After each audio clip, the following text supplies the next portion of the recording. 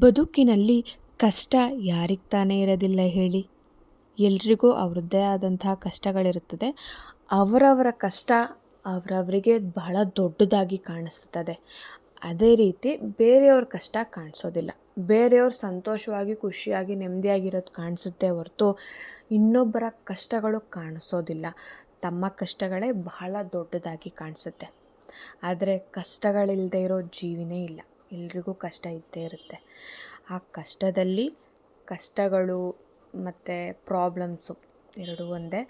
ಅದನ್ನು ಮೆಟ್ಟಿ ನಿಂತು ಬದುಕಿ ತೋರಿಸೋದೇ ಜೀವನ. ನಾನಿವತ್ತು ವಡೆ ಬಿಸ್ನೆಸ್ ಮಾಡಿಕೊಂಡು ತಮ್ಮ ಜೀವನವನ್ನು ಸಾಗಿಸುತ್ತಿರುವ, ಇಂಡಿಪೆಂಡೆಂಟಾಗಿ ಜೀವನ ಸಾಗಿಸ್ತಾ ಇರೋರ ಬಗ್ಗೆ ಮಾತಾಡ್ತಾ ಇದ್ದೀನಿ. ಇವರ ಹೆಸರು ಕೃಷ್ಣಕಾಂತಮೂರ್ತಿ. 1976ರಲ್ಲಿ ಇವರು ಈ ಒಂದು ವಡೆ ವ್ಯಾಪಾರವನ್ನು ಸ್ಟಾರ್ಟ್ ಮಾಡಿದ್ರು. ನಾನು ಹಿಂದೆ ಒಂದು ವಿಡಿಯೋನ ಅಪ್ಲೋಡ್ ಮಾಡಿದ್ದೆ, ಬಟ್ ಅದು ಅಷ್ಟು ಕ್ಲಾರಿಟಿ ಇಲ್ಲ. Because I am A beginner. ನನಗೆ ವಿಡಿಯೋ ಹೇಗೆ ಮಾಡೋದು, ವಿಡಿಯೋ ಯಾವ ಥರ ಎಡಿಟ್ ಮಾಡೋದು ಅಷ್ಟು ನಾಲೆಡ್ಜ್ ಇರಲಿಲ್ಲ. ಬಟ್ ಇವಾಗಲೂ ಬೆಟರು. ಬಟ್ ಮುಂಚೆ ವೀಡಿಯೋಸ್ಗಿಂತ ಇವಾಗ ಎಡಿಟ್ ಮಾಡೋದು, ವಿಡಿಯೋ ತೊಗೊಳೋದು ಬೆಟರ್ ಆಗಿದ್ದೀನಿ ಆ್ಯಸ್ ಅ ಬಿಗಿನರ್. ಬಟ್ ಇವತ್ತು ನಾನು ತುಂಬ ಚೆನ್ನಾಗಿ ವಿಡಿಯೋ ಕ್ರಿಯೇಟ್ ಮಾಡಬೇಕು ಅಂತ ಅವರ ಪರ್ಮಿಷನ್ ತೊಗೊಂಡು ವಿಡಿಯೋ ಮಾಡೋದಕ್ಕೆ ಸ್ಟಾರ್ಟ್ ಮಾಡಿದೆ. ಪಾಪ ಅವರು ಸ್ಟವ್ ಹಚ್ಚಿಸ್ಲಿಕ್ಕೆ ಎಷ್ಟು ಸ್ಟ್ರಗಲ್ ಪಡ್ತಾಯಿದ್ರು ಗೊತ್ತಾ.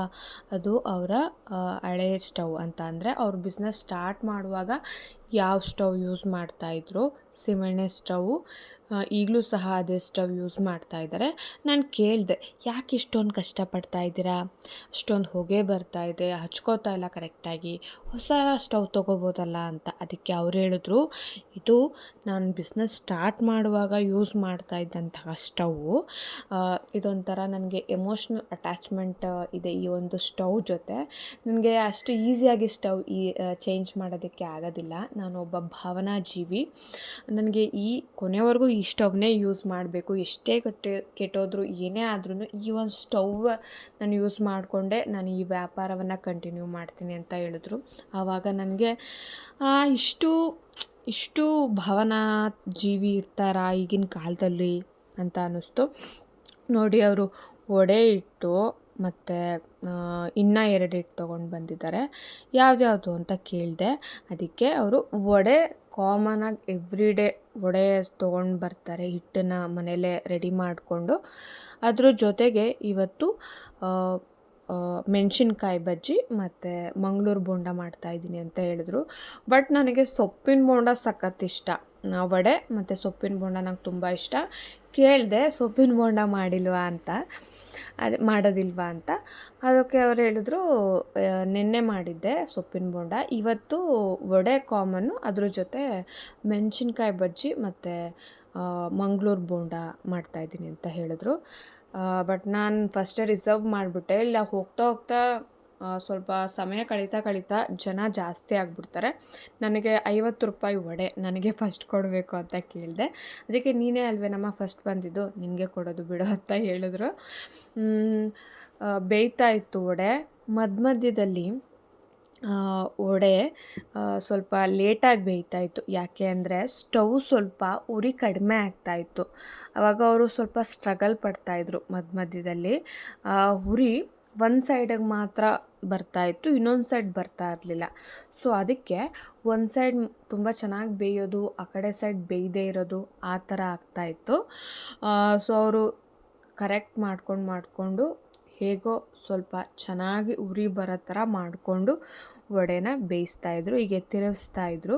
ದೊಡ್ಡ ಬಾಣಲಿ, ಅದರ ತುಂಬ ಎಣ್ಣೆ ಮತ್ತು ವಡೆ ಬಿಟ್ಟಿರೋದು ಬೇಯ್ತಾ ಇರೋದು ನೋಡಿ, ಎಷ್ಟು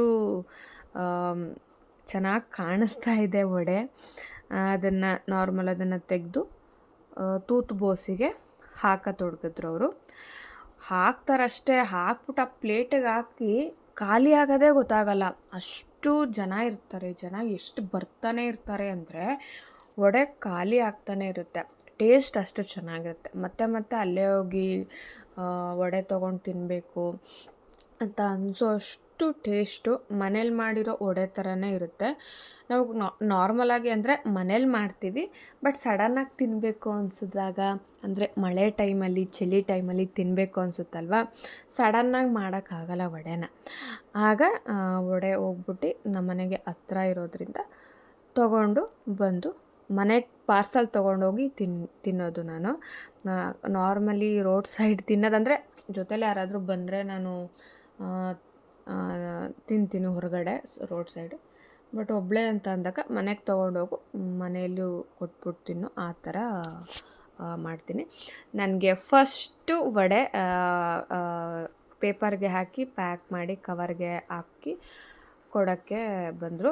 ಯಾರೋ ಕೇಳಿದ್ರು, ಅವ್ರಿಗೆ ಯಾಕೆ ಫಸ್ಟ್ ಕೊಡ್ತಾ ಇದ್ದೀರಾ ಅಂತ. ಅದಕ್ಕೆ ಅವ್ರು ಹೇಳಿದ್ರು, ಆ ಹುಡ್ಗಿ ಫಸ್ಟ್ ಬಂದಿತ್ತು ಕಣಪ್ಪ, ಅದಕ್ಕೆ ಆ ಹುಡ್ಗಿಗೆ ನಾನು ವಡೆ ಕೊಡ್ತಾ ಇರೋದು ಫಸ್ಟು ಅಂತ. ಅದಕ್ಕೆ ನಾನು ಅಲ್ಲೇ ಇಟ್ಬಿಟ್ಟು ದುಡ್ಡು ತೊಗೊಂಡು ಬರ್ತೀನಿ, ದುಡ್ಡು ತೊಗೊಂಡು ಬಂದು ಕೊಟ್ಬಿಟ್ಟು ಇಸ್ಕೊಳ್ತೀನಿ ಅಂತ ಹೋಗಿ ಗಾಡೀಲಿ ಪರ್ಸ್ ಇಟ್ಟಿದ್ದೆ, ತೊಗೊಂಡು ಬಂದಿರಲಿಲ್ಲ, ವೀಡಿಯೋ ಕರೆಕ್ಟಾಗಿ ಮಾಡೋಕ್ಕಾಗಲ್ಲ ಅಂತ.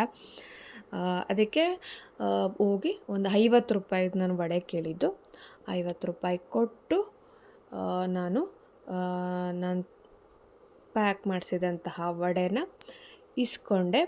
ಇಸ್ಕೊಂಡು ಮನೆಗೆ ತೊಗೊಂಡೋಗು ತಿನ್ನೋದಕ್ಕೆ ಅಂತ ನನಗೆ ನಾನೇ ಅಂದ್ಕೊಂಡು ಮನೆಗೆ ತೊಗೊಂಡೋಗಕ್ಕೆ ರೆಡಿ ಆದೆ. ಮಳೆ ಇನ್ನೂ ಬರ್ತಾಯಿತ್ತು. ತುಂಬ ಚೆನ್ನಾಗಿತ್ತು ವಡೆ, ಸ್ಪೈಸಿಯಾಗಿ.